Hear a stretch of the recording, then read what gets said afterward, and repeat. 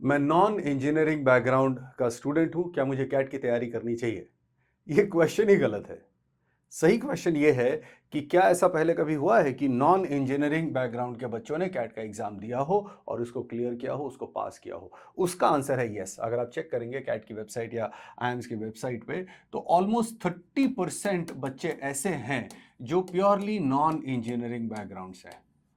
बाकी जो 75% है, 70% है, वो पूरा इंजीनियरिंग नहीं है। उसमें से भी 50% इंजीनियरिंग बैकग्राउंड का, बाकी अलग अलग चीज़ों के हैं, मास्टर्स हैं, चार्टर्ड अकाउंटेंट्स हैं, हालांकि वो भी नॉन इंजीनियरिंग में ही गिने जाने चाहिए।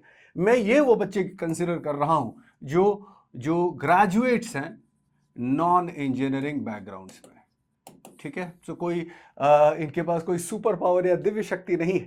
ठीक है, राइट। ये लोग नॉर्मल सिंपल बच्चे हैं, इन्होंने कोई और मास्टर्स डिग्री नहीं किया, ये ग्रेजुएट्स हैं, नॉन इंजीनियरिंग बैकग्राउंड से। दैट मीन्स साइंस के हो सकते हैं, आई मीन बीएससी, बीकॉम के हो सकते हैं, बीए के हो सकते हैं, राइट। तो इसके बारे में थोड़ा डिटेल में भी बात करेंगे। मेरा नाम है Rajkumar Jha, welcome to iQuanta universe.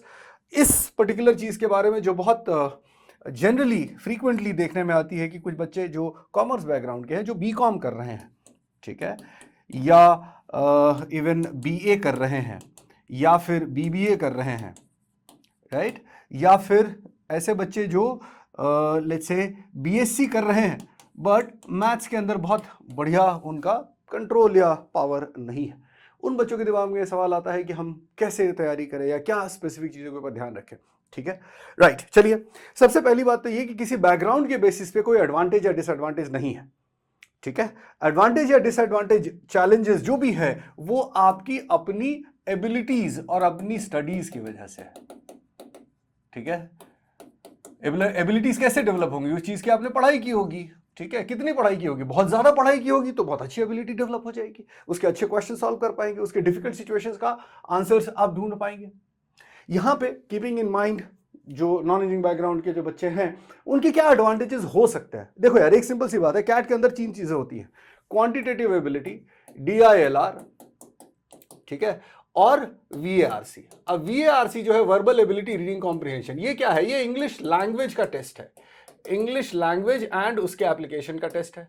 तो क्या आपने रीडिंग कॉम्प्रिहेंशन अपने स्कूल के सिलेबस में नहीं पढ़ा? कौन बोलता है ना?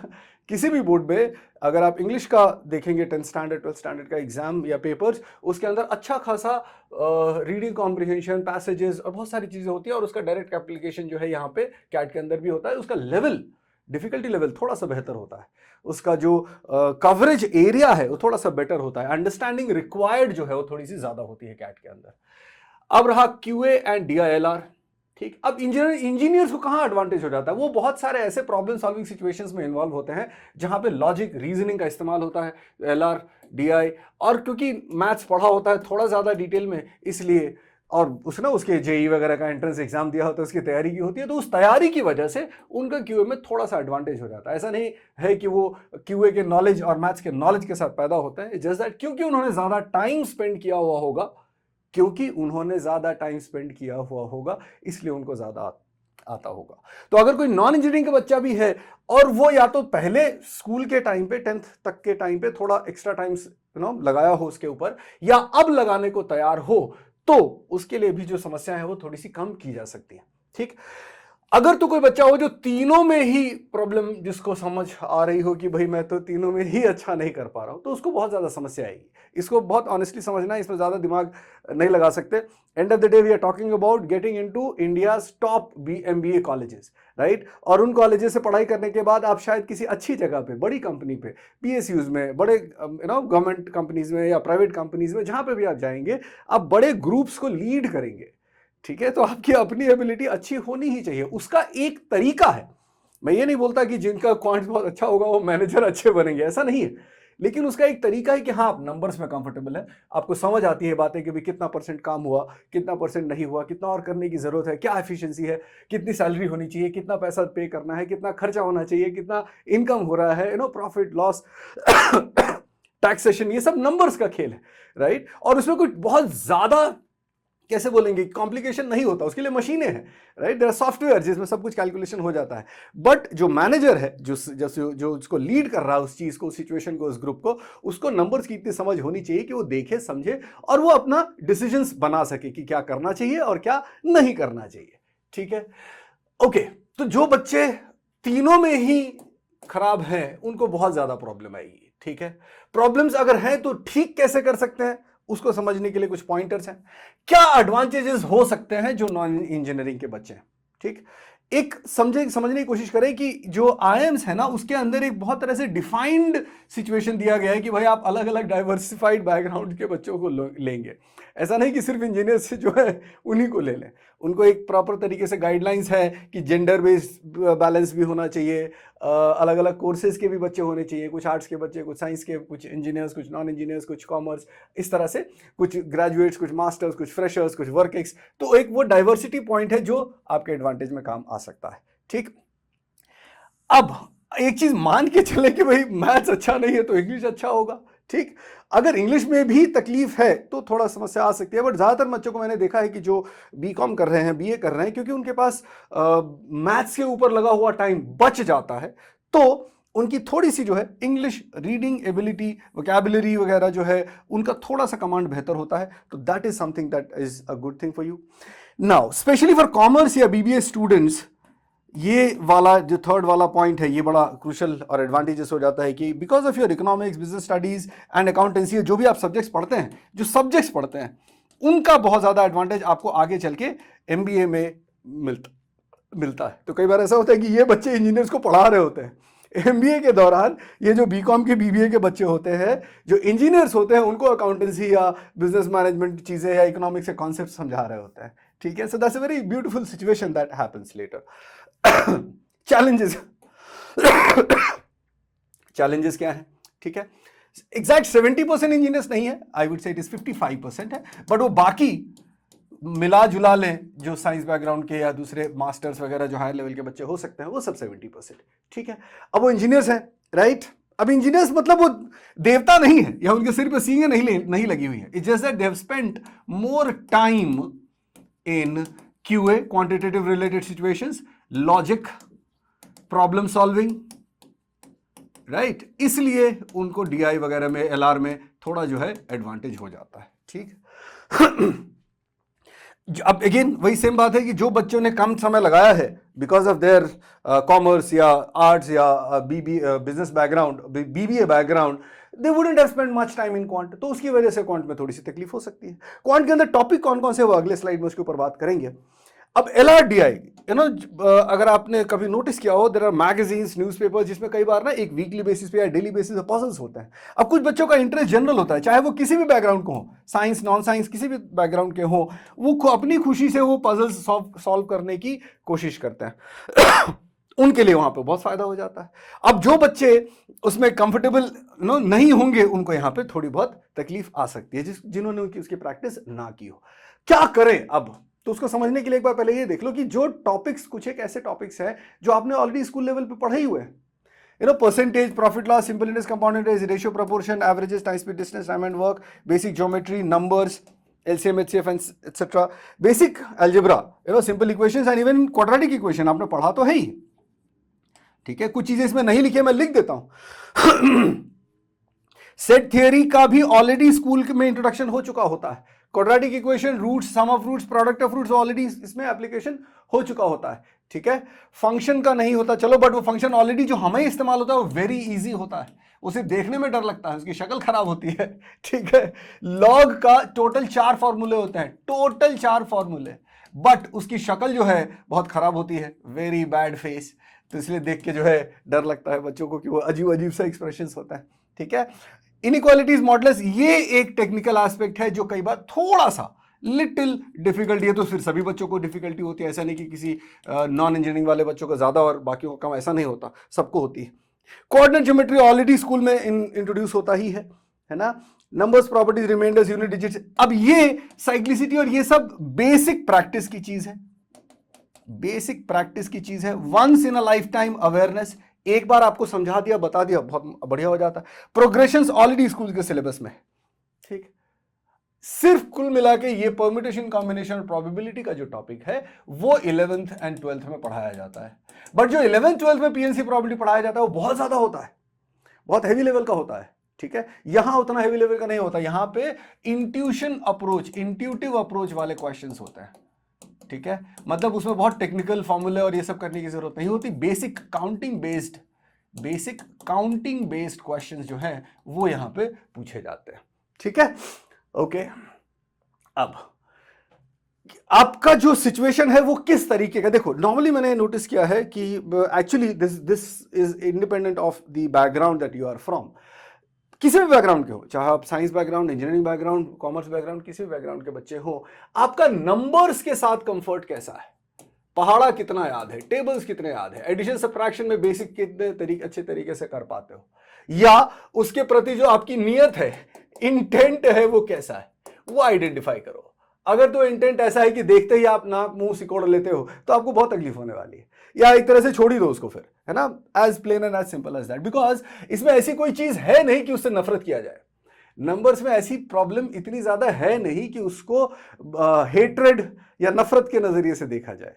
ठीक है, क्या करना पड़ेगा, अगेन थोड़ा सा टाइम लगाना पड़ेगा। जिन बच्चों ने बचपन में 2 का टेबल, 3 का टेबल, 5 का टेबल, 17 का टेबल, 23 का टेबल गाना गा के याद कर करके अच्छी तरीके से किया होगा, उनको यहाँ फायदा होगा। आपने नहीं किया, अब आप उसको गाना गाने की जरूरत नहीं है गाना गाने की जरूरत नहीं, बट आप उसको साथ में लेके, हाथ में लेके, पेपर पे पेन से करके, दीवार पे गंदा करके, कुछ भी करके लिखते जाओ, करते जाओ, तो 2 बार, 3 बार, 4 बार, 5 बार, 8 बार में जाके वो चीज कंप्लीट होती जाएगी ना। जब मैंने 8 बार बोला तो कुछ लोग वहां पे बहुत स्टाइल मारेंगे कि अच्छा 8 बार कौन करता है। तो भैया ऐसा है कि पहले तो वही इंटेंट की बात है, उस नियत से बाहर निकल जाओ। When somebody says or when we say कि 8 बार करना है, मतलब तब तक करना है जब तक वो कंप्लीट ना हो जाए। बहुत सारे कॉन्सेप्ट ऐसे हैं जो 2 बार करके समझ में आ जाते हैं बहुत अच्छे तरीके से, 3 बार में बहुत बढ़िया तरीके से समझ में आ जाते हैं। कुछ है जो एक ही बार में समझ आ जाएंगे। कुछ टॉपिक ऐसे होंगे जिसमें आपको बहुत ज्यादा समय लगेगा। समस्या आपकी है, प्रॉब्लम आपकी है, बस आपको कैट का एग्जाम देना है, आपको लाइफ में अच्छा करना है, आपको अच्छी जगह जाके पढ़ाई करना है, आपको बेस्ट ऑफ द माइंड्स के साथ 1-2 साल गुजारना है, उनसे कुछ सीखना है, कुछ देखना है कि दुनिया कैसे आगे बढ़ रही है और आगे बढ़ने के लिए किस किस तरह के चीज़ें लोग कर रहे हैं, इन्वेंट कर रहे हैं, या उनकी सोच कहाँ तक है। तो अगर आपको वो चीज़ चाहिए तो आपको ऑब्वियसली एक्स्ट्रा एफर्ट करना ही पड़ेगा। आपको घर से आगे कोई लेके नहीं जाएगा कि चलो बेटा हम आपको बैंगलोर या कोलकाता लेके चलते हैं, आपकी शक्ल बहुत अच्छी है या आपका जो वाणी है बहुत अच्छी है, ऐसा तो होगा नहीं। ठीक है ना, आपकी एबिलिटीज के बेसिस पर ही वो आपको इनवाइट करेंगे। एबिलिटीज टेस्ट करने का तरीका कैट का एग्जाम है। कैट के अंदर क्वांटिटेटिव एबिलिटी है, DILR है, इंग्लिश है, उसकी थोड़ी तैयारी कीजिए। क्वांटिटेटिव एबिलिटी के अंदर जो नंबर्स के अंदर जो कंफर्ट जिन लोगों को है, और एक चीज और, जो कॉमर्स के बच्चे हैं उनको तो इससे प्रॉब्लम होनी ही नहीं चाहिए, बिकॉज कॉमर्स में परसेंटेज, प्रॉफिट लॉस, ये सारी चीजें तो आप करते ही हो। ठीक है ना, तो ऑलमोस्ट 40-45% क्वेश्चंस जो हैं कैट के अंदर अरिथमेटिक के होते हैं। लो भाई, और कैट के अंदर 99 परसेंटाइल लाने के लिए ऑलमोस्ट 50% स्कोर करना होता है। तो अगर 100% सारा का सारा अरिथमेटिक कर लिया जाए तो कैट के अंदर जो 99 परसेंटाइल का स्कोर है वो अचीव किया जा सकता है ना। नॉर्मली ऐसा होता नहीं कि कोई हर एक क्वेश्चन ही कर ले, ठीक है ना, वो ऐसा प्रैक्टिकली पॉसिबल नहीं है। उसको कोई बात नहीं, आप इस 40-45% में से 30-35% करने की कोशिश करो। ठीक है ना, algebra, equations, very basic equations, simple equations, x + y और ये सब जो चीजें होती हैं, अगेन वही सेम चीज आ जाती है। नफरत करने की जरूरत नहीं, आपको नहीं आता आप सीखिए। ठीक है, उसको मल्टीपल टाइम्स प्रैक्टिस करके उसको किया जा सकता है। इसमें से अच्छा, इसमें कुछ क्वेश्चन इजी होते हैं, कुछ क्वेश्चन डिफिकल्ट होते हैं, तो आप कम से कम ये इंश्योर करो कि ensure that you are able to do the easy question.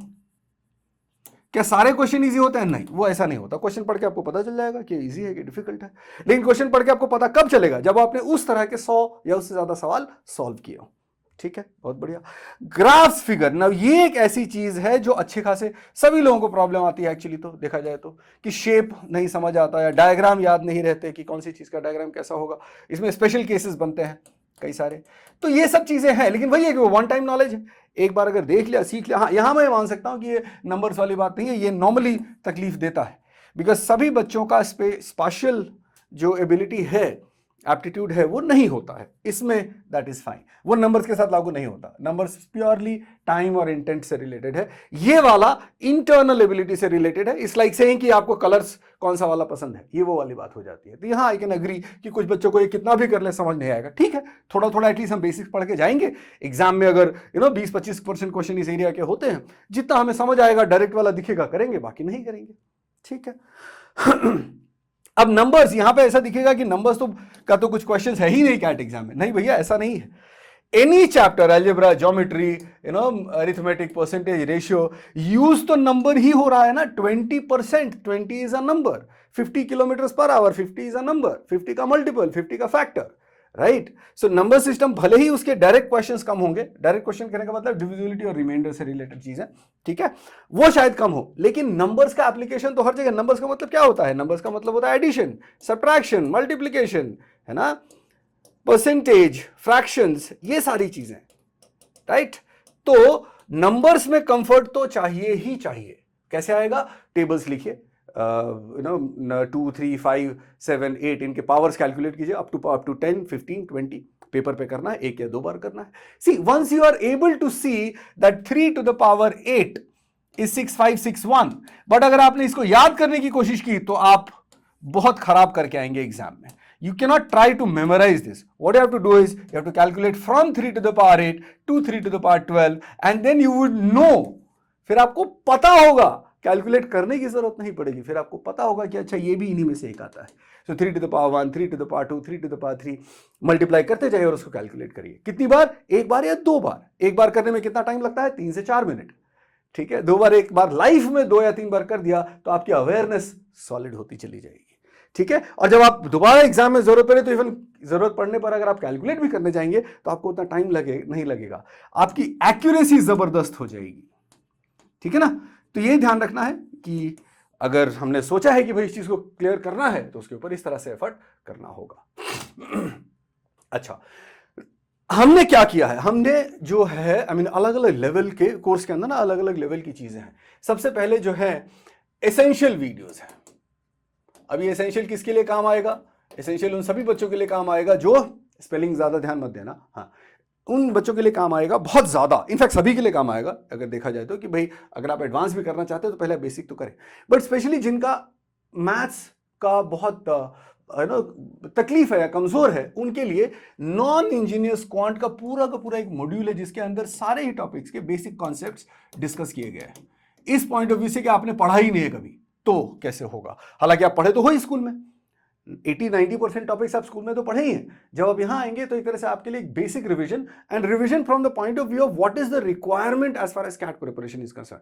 Cat की तैयारी में उसमें से कितना, किस रूप में, किस तरीके से आवश्यकता है, कैसे जरूरत है, वो यहाँ पे बेसिक कॉन्सेप्ट में कवर होता है। और इवन छोटे छोटे क्वेश्चंस भी इसके अंदर डिस्कस किए जाते हैं। तो इससे क्या होता है कि आप जो रियल एक्चुअल लाइव क्लासेस है उससे पहले ही आप सारे टॉपिक्स के सारी चीजें जो है, या इवन जो जिस टॉपिक की क्लास होने वाली है उस टॉपिक का नॉन इंजीनियरिंग क्वांट वीडियोस आप देख के आते हो। जैसे यहाँ पे 2-3 फोटोज दिए हुए हैं, कमल सर हमारे स्टार फैकल्टी, राइट। तो यहाँ पे आपको एक बहुत बड़ा फायदा ये हो जाता है कि जो थोड़ा सा डर है वो कम हो जाता है, या जो ऐसा लगता है कि भाई 3 साल से 2 साल से हमने कुछ किया नहीं है मैथ्स के अंदर, वो गैप थोड़ा सा भर जाता है। और उसके बाद फिर आप लाइव क्लासेस और सब करते हो तो बहुत फायदा होता है। उसी तरीके से DILR, अब DILR में भी DILR एसेंशियल करके एक पूरा मॉड्यूल है जिसके अंदर बहुत सारे सेट्स, जिसमें हमने बहुत सारे छोटे छोटे सेट्स यूज किए हैं जो कि आपको समझने में बहुत आसान हो। एक छोटा बच्चा भी जो समझ जाए, एक्चुअली तो छोटे बच्चे ज्यादा आसानी से समझ जाते हैं, हाँ राइट, छोटे बच्चे LR ज्यादा आसानी से समझ जाते हैं। आपने, क्योंकि कुछ लोगों ने बहुत पहले बहुत ज्यादा कुछ किया नहीं होगा इसलिए तकलीफ होगी, अगर किसी ने किया होगा तो उनको उसमें भी तकलीफ नहीं आएगी। अगर आप ध्यान से देखो, स्कूल में already we have graphs, bar graph, line graph, pie graph, किसी भी सिलेबस में, इंडिया के किसी भी स्टेट में, किसी भी सिलेबस में, ठीक है। केसलेट्स, पजल्स, राइट, यहाँ पे लिखा नहीं है, पजल्स मैं लिख देता हूँ, पजल्स, ये है ना, बहुत सारे ऐसे कंपटीशन होते हैं जब आप स्कूल में पढ़ते हैं, उसमें पजल्स के ऊपर क्वेश्चंस होते हैं, ठीक है, पजल्स या रिडल्स जिसको बोल सकते हैं, ठीक है, riddles, distribution, matching, right, scheduling, sequencing, arrangement, ये बहुत इजी होता है, वेरी इजी, कंडीशंस दिए होते हैं, आपको बताना होता है कि कौन सी चीज कहाँ पे कैसे जाएगी। गेम्स एंड टूर्नामेंट थोड़ा सा ऐसा माना जाता है कि इंटेंस होता है, डिफिकल्ट तो नहीं बोलेंगे, इंटेंस होता है, you have to be a little more careful there. बाकी सब जो न्यूमेरिकल डेटा है, वेन डायग्राम, सेट थियरी का, ये तो क्वांट का ही टॉपिक है, ठीक।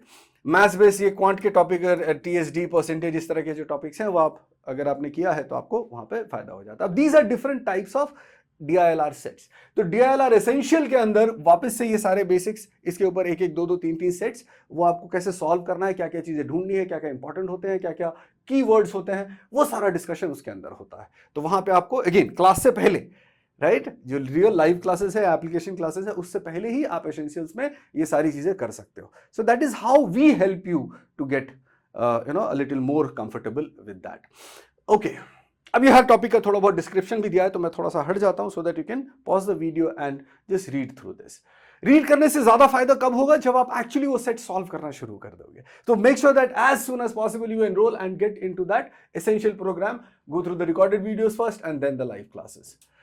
ओके, ये LRD एसेंशियल मॉड्यूल की मैं बात कर रहा था, ठीक है। अब जैसे यहाँ पे अरेंजमेंट है, यहाँ पे कौन सा वाला है, ये टेबल सेट है, ये वाला जो है गेम्स एंड टूर्नामेंट का सेट है, ठीक है। अब ऑब्वियसली पहली बार कोई भी चीज देखेंगे तो थोड़ी तकलीफ तो होगी। When you see something for the first time, it is going to be a trouble. It may create a trouble. But once you start getting into it, पहला सेट कुछ समझ नहीं आएगा, दूसरा कुछ समझ नहीं आएगा, तीसरा, पांचवा, 10वां, in all, you are supposed to do at least 800 sets by the end of it.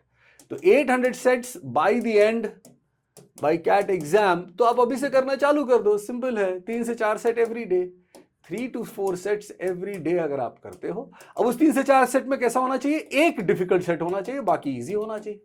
Initially तो आप 3 से 4 इजी सेट ही करो डेली। 1 महीना, 1.5 महीने, 2 महीने जब हो जाए तब एक डिफिकल्ट सेट इंक्लूड करना शुरू कर दो किसी भी टॉपिक का, and that's how you will be able to go through that trouble. See, dedication बहुत सारा चाहिए। अगर कोई बोलेगा अच्छा मैं 800 की जगह 200 करके चले जाऊंगा, अब वो करने को तो यार सीधे एग्जाम देने पहुंच जाओ, क्या कर सकता हूं मैं। I am not very fond of going through something that is very shortcut oriented or magic oriented, because that is not possible, plain and simple. I mean, मैं 98 से कैट के लिए पढ़ा रहा हूँ, 1998 से, तो शायद तुम में से किसी के पेरेंट्स को भी पढ़ाया होगा। बट पॉइंट ये है कि अगर कोई कैट क्लियर करता है, please understand that somebody is clearing CAT and going to IIMs, please understand that they are good, they are really good, ठीक है ना। मैं बाकी किसी क्राइटेरिया और ये सब की चीजों में नहीं जा रहा हूँ, मैं इन जनरल चीजों के बारे में बात कर रहा हूं कि they are really good boss, they are good and they will be offered 40 lakh, 50 lakh, 1 crore का package, because they are good, है ना। उनको वो पैकेज उस बेसिस से मिलेगा। हालांकि उसको मिलने से पहले उसका भी इंटरव्यू और बहुत 3 राउंड 4 राउंड के इंटरव्यूज होंगे IIM के कैंपस के अंदर। पूछो किसी IIM वाले को कि ऐसे घर आके उठा के लेके गए क्या जॉब देने वाले, नहीं, वो उसके ऊपर भी बहुत ग्रिलिंग और ग्राइंडिंग हुई। तो मैं कहना ये चाहता हूं कि वो ऑलरेडी बहुत अच्छे हैं, और वो अच्छे इसलिए हैं क्योंकि उन्होंने किसी भी तरीके का कोई शॉर्टकट नहीं अपनाया। उन्होंने पूरी पढ़ाई की, होल स्टडी, ठीक है, multiple times, more and more and more and मोर, तब जाके वहां तक पहुंचे, ठीक है। खैर चलिए, सो अब आप कोई छोटा रास्ता नहीं ढूंढिएगा वरना तकलीफ आएगी। वो सिर्फ सुनने देखने में अच्छा लगता है, या ये ऐसे कर दिया, बिना पेन पेपर के कर दिया, अच्छा मतलब कैट का पेपर है यार, मजाक है क्या। 3 लाख लोगों में से 10,000 बच्चे फाइनली सिलेक्ट होंगे। एक बच्चा, इससे मुझे एक बच्चे का इंटरव्यू बता दो इस 10,000 में से पिछले 30 सालों में, 25 सालों में, जो ऐसा खड़े होकर बोला मैं तो शॉर्टकट्स करके गया था और मैं फोड़ के आ गया exam. I mean I don't know, just go through their interviews, है ना। किसी भी कोचिंग का हो, मुझे फर्क नहीं पड़ता, किसी भी कोचिंग का बच्चा हो, आप उससे बात कर लो जरा कि उसने तैयारी कैसी की थी। एक बच्चा ऐसा बोल दे कि मैं तो कुछ नहीं, बस सुबह उठता था, 10 क्वेश्चन करता था, रात को मस्ती से सोता था, दोस्तों के साथ पार्टी करता था और मेरा बस हो गया। एक बच्चा ऐसा बता दो, नहीं होगा, पॉसिबल नहीं है, because it is not possible, plain and simple, it is not possible. You have to work a lot, specially अगर आप अपने सिचुएशन के हिसाब से बात करें कि अगर आपको ऑलरेडी लगता है कि आप थोड़ा सा पीछे हैं, तो फिर तो आप किसी भी प्रकार का कोई भी कॉम्प्रोमाइज नहीं कर सकते, नहीं करना चाहिए, ईमानदारी से काम करना चाहिए, बढ़िया सिचुएशन बन सकता है, ठीक है। इंग्लिश के अंदर यू सी, अब इंग्लिश के अंदर एक बड़ा सवाल आता है कि वोकैबुलरी कैसे करें। वोकैबुलरी इंसिडेंटल होता है। इंसिडेंटल कहने का मतलब ये है that whenever you come across something, open dictionary, Google, whatever, you just find the meaning, that's it. उसको मगअप करने की जरूरत नहीं है, रट्टा मारने की जरूरत नहीं है। ऐसा नहीं कि बैठ के डिक्शनरी रट लिया, नहीं, वो सब नहीं करना है, उसकी जरूरत नहीं है। अंडरस्टैंडिंग के ऊपर ध्यान देना है, रिकॉल के ऊपर ध्यान देना है कि पहले कभी देखा था तो उसका किस तरीके से इस्तेमाल हुआ था, उसके ऊपर ज्यादा फोकस करना है। ठीक है, तो ये एक इंपॉर्टेंट बात है। बाकी ग्रामर, रूल्स, टेंस और ये सब अगेन वन टाइम वाली चीजें हैं, वन टाइम इन लाइफ। एक बार आप देखने लग जाते हो, सीखने लग जाते हो, मल्टीपल चीजें रिपीट होती हैं, फिर आपको याद होते चले जाता है। बाकी sentence structure, logical flow, para formation, ये सारा का सारा जो है author stone, main idea, inference, ये सब चीजें जो हैं ये इस बात से रिलेटेड है कि आपकी रीडिंग हैबिट्स कैसी है। रीडिंग हैबिट क्या होती है? Just read more, that's it. उसमें कोई टेक्निक, कोई लॉजिक काम नहीं आता as far as I am concerned. Now जो लोग इंग्लिश के ज्ञाता हैं, जो लोग इंग्लिश के नॉलेजेबल है, जैसे शबाना मैम है, वो बहुत अच्छे तरीके से चीजें बताती है कि आप क्या करो, बट वो क्या करो कब शुरू होता है ये मैं बता देता हूं, अभी बता देता हूं। वो तब शुरू होता है जब आपने रीडिंग कम से कम 30 दिन तक 2-2 घंटे रीड किया हो, जस्ट रीड किया हो, तब वो चीजें काम आएंगी, ये मैं जानता हूं। मतलब कोई कुएं में से उठ के बोले कि चलो आज से मुझे इंग्लिश सिखा दो, तो शबाना मैम क्या, वो कोई भी दुनिया का टीचर या भगवान भी आपको नहीं सिखा सकता। ऐसा नहीं होता है, बिकॉज ऐसा नहीं होता है ना। इसमें दिमाग नहीं लगाओगे तो ज्यादा बढ़िया रहेगा। It is not possible. What is possible? Read every day for 1 hour at least. ठीक है, ये मतलब it goes without saying. Brush करते हो, नहाते हो, खाना खाते हो, तो ये भी करो। उसके अलावा फिर अब बाकी सारे जो टेक्निक्स और मेथड्स है, जब वो अप्लाई करोगे ना, तो उसका आउटकम और रिजल्ट बहुत बढ़िया होगा। ठीक है, I hope that is very clear कि रीडिंग क्या करनी है। एनीथिंग, वो चाहे ऐसे हो सकता है, न्यूज़पेपर्स हो सकता है, आर्टिकल्स हो सकते हैं, ऑनलाइन ऑफलाइन, कैसे भी करो, उससे फर्क नहीं पड़ता है ना। वो एक चीज है, क्योंकि एग्जाम ऑनलाइन होने वाला है, तो आपकी प्रैक्टिस कंप्यूटर की स्क्रीन पे अगर रीडिंग करेंगे तो ज्यादा फायदेमंद रहता है। That is one that goes without saying. But हाँ, ये है कि 1 घंटा रीडिंग अगर आप बुक से भी पढ़ते हो या प्रिंटेड न्यूज़पेपर से भी पढ़ते हो तो भी कोई प्रॉब्लम नहीं है। इंपॉर्टेंट ये है कि you get to know more and more context, more and more situations, more and more paragraphs आपके सामने से गुजरे हो, आपने देख के कुछ एनालाइज किया हो, फिर आपने उसका एनालिसिस करने की कोशिश की हो कि आपको कितना समझ आया नहीं आया। ये जो आप प्रैक्टिस करते हो, that is what is going to help you. ठीक है, चलिए बहुत बढ़िया। सो अगेन इंग्लिश के अंदर भी वीआरसी एसेंशियल बोलते हैं इसको हम। इसमें भी इनिशियली मतलब एक तरीके से सब कुछ ब्रेक करके दे दिया कि कौन सी चीजों में क्या करना चाहिए, आर्टिकल्स कैसे देखने हैं, आरसी की प्रैक्टिस क्या करनी है, कैसे करनी है, वो सारा कुछ टू स्टार्ट विद, है ना। तो जो लोग वीआरसी में अच्छे हैं वो ये जल्दी कर पाएंगे, उनके लिए चीजें ज्यादा फास्ट कंप्लीट हो जाएंगी। बट जो भी जिस भी सिचुएशन में आप हो, चाहे आपका क्यूआ क्वांटिटेटिव में प्रॉब्लम है या डीएलआर में प्रॉब्लम है या वीआरसी में प्रॉब्लम है, हर एक का सोल्यूशन अवेलेबल है, आपको बस उसके ऊपर काम करना है। Okay, so finally these are the students who are non-engineering students. All of these children are either BCom students or BBA students. ठीक है, so that is one really triple B लिख दिया, चलो ठीक है, right? So just try to understand, as I said in the beginning, is it possible to do? People have done it. That is the correct question and the correct answer. Can I do? कैसे बता सकता, मैं कैसे बता सकता हूं तुम कर सकते हो कि नहीं, कोई और कैसे बता सकता है? ठीक है, लोगों ने किया है, लोगों ने किया है। ये सब नॉर्मल स्टाइल मारने वाले बच्चे देख ही रहे हो सब, है राइट। सो ये सब normal simple girls, boys, right. This is she is so young, I don't remember, but वो उसका फ्रेशर है बिल्कुल, right. And all these children they all have work and more, there are many other. तो photo 8 लोगों की लगाई है, ठीक है। There are many more children who have worked really, really hard. Now, let me give you a context. I know children from non-engineering background from Bihar, Hindi medium student from Gujarat, Gujarati medium student from Maharashtra, Marathi medium students. I know children who have worked really, really hard and they have made it too. क्यों? क्योंकि किसी ने उनको बताया नहीं कि Gujarati medium से नहीं जा सकते, ठीक है, या किसी ने उनको ये नहीं बोला कि मराठी मीडियम से नहीं जा सकते या हिंदी मीडियम से नहीं जा सकते। They made sure that they become capable, they become good enough to get into those colleges of IIMs, to study with the best of the minds and get place finally really well. ठीक है, उन्होंने खुद के लिए decide किया और फिर उन्होंने किसी शॉर्टकट का सहारा नहीं लिया, राइट। जो उनके सामने आया, जो उनको बताया गया, बस पढ़ लिया, कर लिया, ठीक है, तब जाके उनका सिलेक्शन हुआ, right. So I wish you all the best. If you So enroll for the batches that are happening right now, wherever. We will be very happy to help you, to teach you. In the end, just remember one thing, the most important part of any big or good task is intent. What is your intent? If you only want to get, it may not be very feasible and possible that you would get it, right? If your intent is to learn, everything to the core, then the possibilities increase. All right, so all the best. Thank you so much. Take care.